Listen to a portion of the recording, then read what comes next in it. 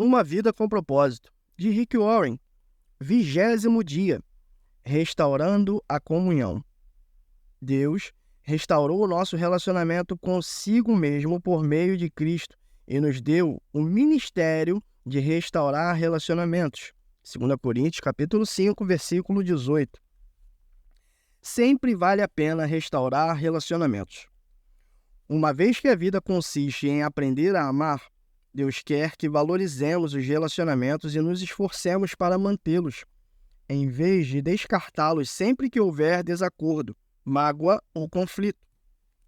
Na verdade, a Bíblia diz que Deus nos deu o ministério de restaurar relacionamentos.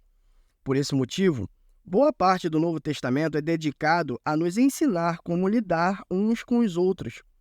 Paulo aconselha: se vocês receberam algo bom por seguir a Cristo, se o amor dele fez alguma diferença na vida de vocês, se estar numa comunidade do Espírito significa algo para vocês, e se vocês têm um coração, se vocês se importam uns com os outros, façam-me um favor. Concordem uns com os outros, amem uns aos outros e sejam amigos de verdade. Paulo ensina que a habilidade no trato com as pessoas é um dos traços do cristão maduro. O desejo de Cristo é que sua família seja conhecida pelo amor entre seus membros. Por isso, romper a comunhão é um testemunho deplorável para os não cristãos. Esse foi o motivo de Paulo ficar tão envergonhado quando os membros da igreja de Corinto se dividiram em facções opostas, chegando até mesmo a brigar na justiça comum. Em sua carta, ele lamenta: que vergonha! Será que entre vocês não existe alguém com bastante sabedoria para resolver uma questão entre irmãos? Ele ficou escandalizado ao descobrir que não havia ninguém maduro na igreja para resolver o conflito pacificamente. Na mesma carta, declara: tenho uma preocupação séria a compartilhar com vocês, meus amigos, pela autoridade de nosso Senhor Jesus. Tentarei ser o mais direto possível. Vocês precisam aprender a entrar em acordo. Devem ter consideração uns pelos outros, cultivando a vida em comum. Se você deseja a bênção de Deus em sua vida e quer ser conhecido como filho de Deus, aprenda a ser um pacificador. Jesus disse: Deus abençoa os que trabalham pela paz, pois eles serão chamados filhos de Deus. Note que Jesus não disse: bem-aventurados que amam a paz, pois todo mundo ama a paz. Nem disse: bem-aventurados pacíficos que nunca se incomodam com nada. Ele chama bem-aventurado os que trabalham pela paz, aqueles que procuram efetivamente solucionar conflito. Pacificadores são raros, porque promovem a paz. É um trabalho muito difícil. Você foi formado para ser parte da família de Deus. E o segundo propósito de sua vida aqui é aprender a amar e a se relacionar com as pessoas. Por isso, promover a paz é uma das habilidades mais importantes que você pode desenvolver.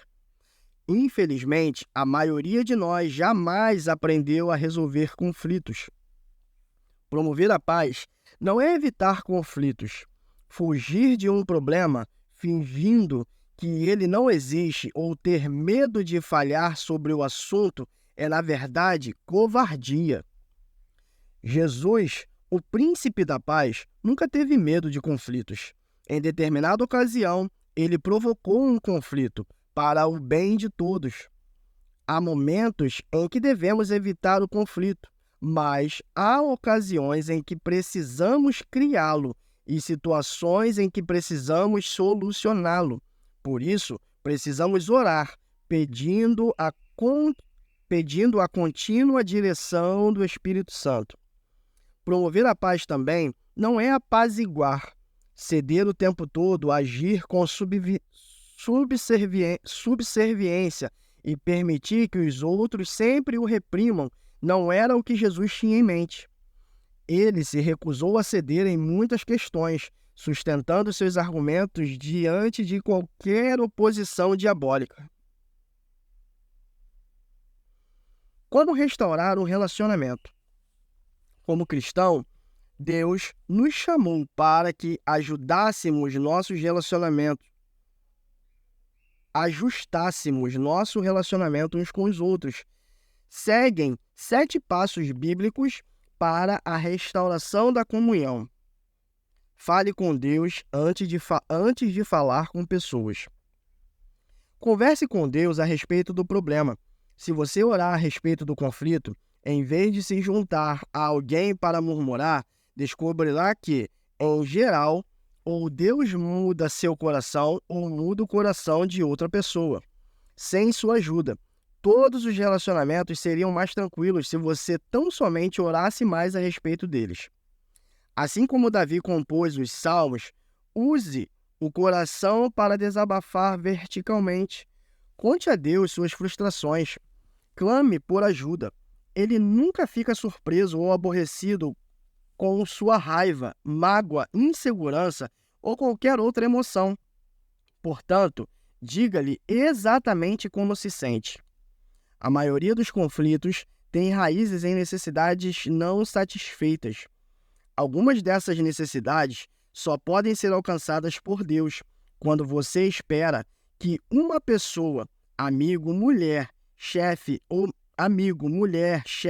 membro da família, satisfaça uma necessidade que somente Deus pode atender. Está se candidatando à amargura e à decepção. Ninguém pode suprir todas as suas necessidades, exceto Deus. O apóstolo Tiago observa que muitos de nossos conflitos acontecem por falta de oração. De onde vêm as guerras e contendas que há entre vocês? Vocês cobiçam coisas, mas não as têm. Não têm porque não pedem. Em vez de confiar em Deus, preferimos crer que os outros nos farão felizes e então ficamos furiosos quando eles nos decepcionam. Deus, porém, está dizendo: por que vocês não vêm primeiro a mim? Tome sempre a iniciativa. Não importa se você ofendeu ou foi ofendido. Deus espera que você dê o primeiro passo. Não espere a outra parte. Vá primeiro a ela. Restaurar a comunhão perdida é tão importante que Jesus lhes deu precedência até mesmo sobre o culto de adoração. É assim que eu quero que vocês se conduzam. Se alguém estiver no local do culto, prestes a fazer uma oferta, e de repente se lembrar de que um amigo tem algum ressentimento contra ele, deixe de lado a oferta. Saia imediatamente, procure o amigo e conserte a situação. Depois de fazer isso, então poderá voltar e oferecer seu culto a Deus. Quando a comunhão é prejudicada ou rompida, planeje imediatamente uma conferência de paz. Não fique adiando, arrumando desculpas nem comprometendo. Resolvo isso qualquer dia desse. Programe um encontro o mais rápido possível. Demoras só aprofundam ressentimentos e pioram a situação. Quando se trata de conflitos, o tempo não cura nada. Pelo contrário, as mágoas tornam-se mais profundas. Agir rapidamente também evita que os danos espirituais sejam maiores. A Bíblia diz que o pecado, incluindo os conflitos não resolvidos, bloqueia a comunhão com Deus e impede que as orações sejam respondidas, além de nos tornar infelizes. Os amigos de Jó lembraram-no de que ficar desgostoso e amargurado é loucura e é falta de juízo que leva à morte. Disseram-lhe também: com a sua raiva você só está se ferindo. Normalmente, o sucesso de uma conferência de paz depende da escolha do momento e do local adequado. Não se reúna se você estiver cansado, apressado ou tiver de ser interrompido. O melhor momento é quando ambos estiverem tranquilos. Demonstre compaixão pelos sentimentos dos outros. Use mais os ouvidos que a boca. Antes de procurar solucionar qualquer desavença, você deve primeiro levar em consideração os sentimentos das pessoas. Paulo aconselha que ninguém procure somente os seus próprios interesses, mas também os dos outros. O verbo procurar é traduzido do grego, do qual formamos as palavras telescópio e microscópio. Significa estar alerta, observar. Concentre-se em seus sentimentos, não nos fatos. Comece pela compaixão, não pela solução do problema. Não comece tentando arrancar das pessoas o que elas sentem. Ouça-as apenas, deixando que se descarreguem emocionalmente sem ficar na defensiva.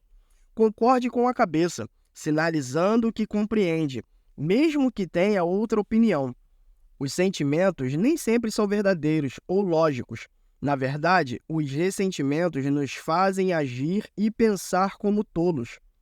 Davi admitiu certa vez: o meu coração estava cheio de amargura e eu fiquei revoltado. Eu não podia compreender. Ó Deus, era como um animal sem entendimento. Todos agimos como besta-feras quando estamos feridos. Em contrapartida, a Bíblia diz: a sabedoria do homem lhe dá a paciência. Sua glória é ignorar as ofensas. A paciência tem origem na sabedoria, e a sabedoria tem origem no fato de ouvir a perspectiva dos outros. Quando ouve, você está dizendo: valorizo sua opinião, preocupo-me com o nosso relacionamento, e você é importante para mim. O ditado é verdadeiro. As pessoas não se importam com o que sabemos, até que saibam que nos importamos. As pessoas não se importam com o que sabemos até que saibam que nos importamos. Para restabelecer a comunhão, é preciso carregar o peso de termos consideração para com as dúvidas e temores de outras pessoas, daqueles que sentem que essas coisas estão erradas. Agradecemos aos outros e não a nós mesmos, e façamos aquilo que é para o seu bem, e assim o edificaremos no Senhor. É torturante observar pacientemente a raiva dos outros, sobretudo quando ela é infundada. Mas lembre-se, foi isso que Jesus fez por você. Ele suportou uma fúria infundada e maliciosa para salvá-lo, pois não buscou sua própria satisfação, mas, conforme está escrito, os insultos dos que te injuriam caíam sobre mim. Confesse sua parte no conflito. Se você realmente deseja restaurar um relacionamento, comece admitindo os próprios erros e transgressões. Jesus disse que essa é a forma de ver as coisas com mais clareza.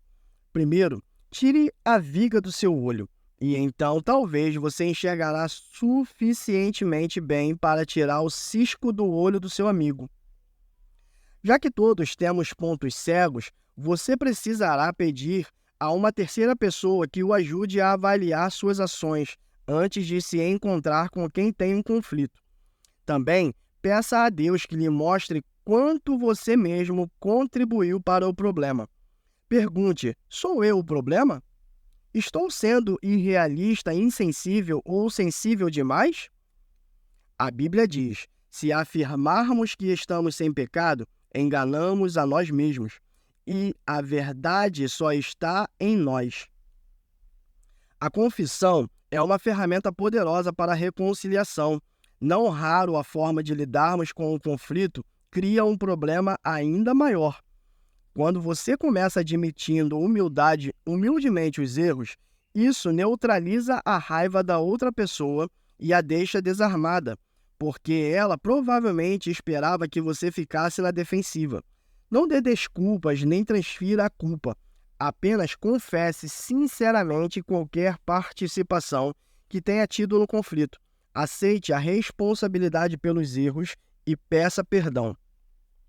Invista contra o problema, não contra a pessoa. Não há como solucionar o problema se você estiver preocupado em identificar a culpa. Você terá de fazer uma escolha. A Bíblia diz: a resposta cortês abranda a fúria, mas a língua afiada incita a ira. Você nunca se fará entender estando zangado. Por isso, escolha cuidadosamente as palavras. A resposta branda é sempre melhor que o sarcasmo. Na solução de conflitos, a maneira de falar é tão importante quanto o que se fala. Se você se expressar de forma ofensiva, a outra pessoa ouvirá de forma defensiva. Deus nos diz: quem tem coração sábio é conhecido como uma pessoa compreensiva. Quanto mais agradáveis são as suas palavras, mais você consegue convencer os outros. Irritar as pessoas jamais funciona, e você nunca é persuasivo quanto é rude. Durante a Guerra Fria, ambos os lados concordaram em que algumas armas eram tão destrutivas que jamais deveriam ser usadas. Atualmente, as armas químicas e biológicas foram banidas e os estoques de armas nucleares estão sendo reduzidos. Para o bem da comunhão, você deve destruir seu arsenal de armas nucleares relacionais, ou seja, condenar, menosprezar, comparar, rotular, insultar, ironizar, reagir com sarcasmo. Paulo resume tudo isso desta forma: não digam palavras que fazem mal aos outros, mas usem apenas boas palavras, que ajudam os outros a crescer na fé e a conseguir o que necessitam para que as coisas que vocês dizem façam bem aos que ouvem. Coopere tanto quanto possível. Paulo disse: façam todo o possível para viver em paz com todas as pessoas. A paz sempre tem uma etiqueta de preço. Às vezes custa nosso orgulho e quase sempre custa o nosso egoísmo. Pelo bem da comunhão, faça o melhor que puder para chegar a um acordo. Adapte-se aos outros e mostre preferência pelas necessidades deles. Uma parafrase da 7ª bem-aventurança de Jesus diz: abençoados são vocês, que conseguem mostrar que cooperar é melhor que brigar ou competir. Desse modo, irão descobrir quem vocês realmente são e o lugar que ocupam na família de Deus. Enfatize a reconciliação, não a solução. É ilusão esperar que todos concordem a respeito de tudo. A reconciliação atém-se ao relacionamento. Já a solução está vinculada ao problema. Quando focamos a reconciliação, o problema perde importância e não raro se torna irrelevante. Podemos restabelecer o relacionamento mesmo quando somos incapazes de resolver nossas diferenças. Os cristãos muitas vezes têm discordâncias sinceras e legítimas. Além de anunciar suas divergências, mas podemos discordar sem ser desagradáveis. O mesmo diamante tem diferentes aspectos, quando visto em diferentes ângulos. Deus espera unidade, não uniformidade. Podemos caminhar de braços dados sem concordar em tudo. Isso não significa que você deve desistir de encontrar uma solução. Talvez você precise continuar conversando e até mesmo discutindo, mas faça isso com espírito de harmonia. Reconciliação significa fazer as pazes, não necessariamente esquecer o assunto. Depois de ler esse capítulo, com quem você acha que precisa entrar em contato? Com quem você precisa restaurar a comunhão? Não demore mais nenhum segundo. Faça uma pausa agora e converse com Deus sobre essa pessoa. Em seguida, pegue o telefone e comece o processo. Esses 7 passos são simples, mas não são fáceis. É necessário muito esforço para restaurar a comunhão com alguém. Foi por isso que Pedro recomendou: esforcem-se para viver em paz com os outros. Quando você tenta promover a paz, está fazendo o que Deus faria. É por isso que os pacificadores são chamados filhos de Deus. 20º dia. Pensando sobre o meu propósito de vida. Tema para reflexão. Sempre vale a pena restaurar os relacionamentos. Versículo para memorizar. Façam todo o possível para viver em paz com as pessoas.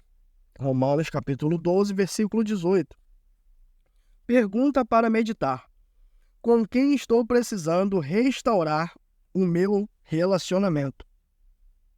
Esse foi o nosso 20º dia e vamos juntos a uma vida com propósito. Que Deus te abençoe.